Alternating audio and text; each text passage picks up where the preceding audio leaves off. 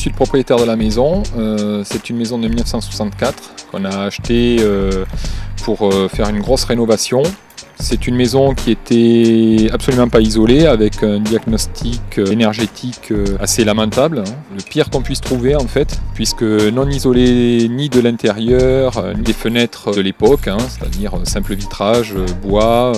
Et donc la première chose qu'on a réfléchi dans cette rénovation, c'était l'isolation, sachant que ce qu'on met en isolant, c'est ce qu'on ne met pas en chauffage.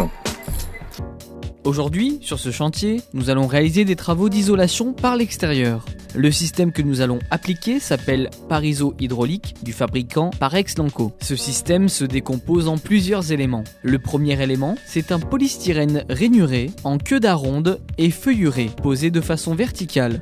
Une fois que les panneaux d'isolant sont collés sur la façade, on va appliquer par-dessus un grillage en acier galvanisé.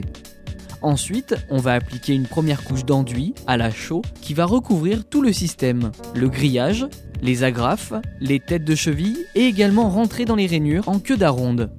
Après un temps de séchage, on va venir faire la deuxième couche d'enduit de finition à la chaux. Avant d'isoler une façade par l'extérieur, il faut déjà s'assurer que le support existant soit en bon état.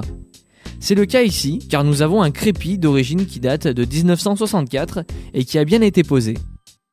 La première étape va être de protéger le chantier de manière à ne pas faire de dégâts sur la maison du client. Cela va consister à poser des bâches sur le sol et sur les passés de toiture pour éviter les projections. En effet, l'objectif d'une rénovation avec l'isolation thermique par l'extérieur est de conserver les espaces de vie de la maison. La propreté du chantier est donc une priorité. Ensuite, on va monter l'échafaudage tout autour de la maison.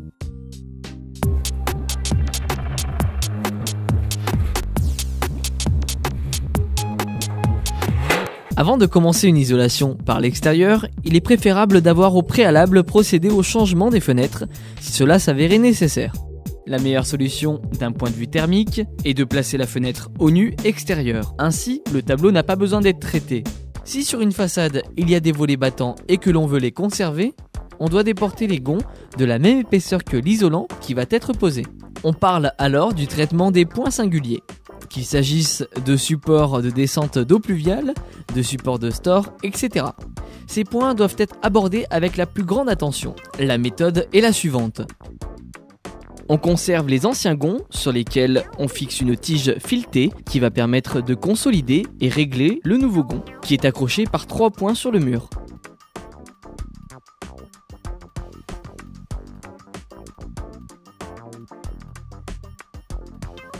Il faut savoir que plus l'isolant posé est épais, plus le bras du gond est long, et plus la tenue en façade doit être solide.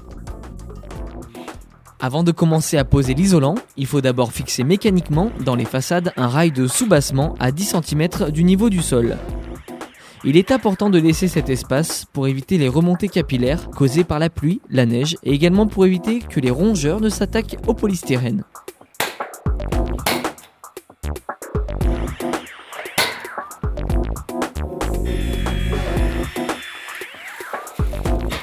Une fois que ce rail est fixé, on pose les isolants en partant du bas vers le haut, la première rangée étant posée dans le rail. On colle chaque panneau directement sur la façade à l'aide de 8 plots de colle, sans laisser de lame d'air. Grâce à leur feuillurage, les panneaux s'emboîtent facilement et l'on monte ainsi jusqu'en haut de la façade. Une fois que les panneaux sont collés, il faut les fixer mécaniquement à l'aide de chevilles. La cheville à expansion peut être utilisée dans les maçonneries en béton, agglo ou pierre. Pour d'autres supports, il faut prendre d'autres chevilles adaptées. Une fois la pose terminée, on vient combler le vide autour des gonds avec une mousse polyuréthane qui joue le rôle d'isolant. Ensuite, on recouvre les panneaux avec du grillage galvanisé. Celui-ci est livré en rouleau de 25 mètres de long sur 1 mètre de large. Il se pose comme tous les laits de papier peint, c'est-à-dire du haut vers le bas. Il faut qu'il se chevauche de 10 cm. Ce grillage est fixé à l'aide d'agrafes galvanisées avec une agrafeuse pneumatique. Puis on renforce tous les angles d'ouverture des portes et des fenêtres avec une bande de grillage coupée à 45 degrés pour pallier les éventuelles fissures qui pourraient se produire. Ensuite, le tout est refixé à l'aide de 6 à 8 chevilles minimum par un panneau à travers les avant-trous déjà réalisés.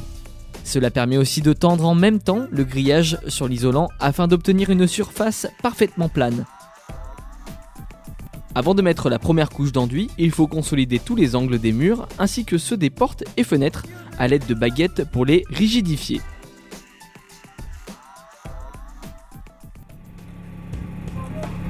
Maintenant, on peut commencer la projection de l'enduit à la chaux. On applique une première couche de haut en bas, puis tout de suite après, une deuxième couche pour bien couvrir tout le système et remplir les rainures en queue d'aronde. En épaisseur finale, on a plus d'1 centimètre. Il faut donc un système mécanique qui puisse retenir le poids de l'enduit, qui fait à peu près 25 kg au mètre carré. Après l'application de cette couche en 2 épaisseurs, nous obtenons une surface talochée presque lisse. Après un temps de séchage de l'ordre de 2 à 3 jours selon la météo, on peut enfin appliquer la finition que l'on propose en 3 versions au client: le gratté, l'écrasé et le rustique. Il pourra également choisir la teinte qui lui convient.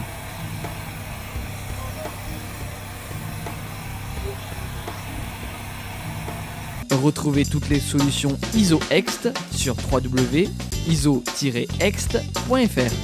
ISO-EXT, une offre du groupe SAMC.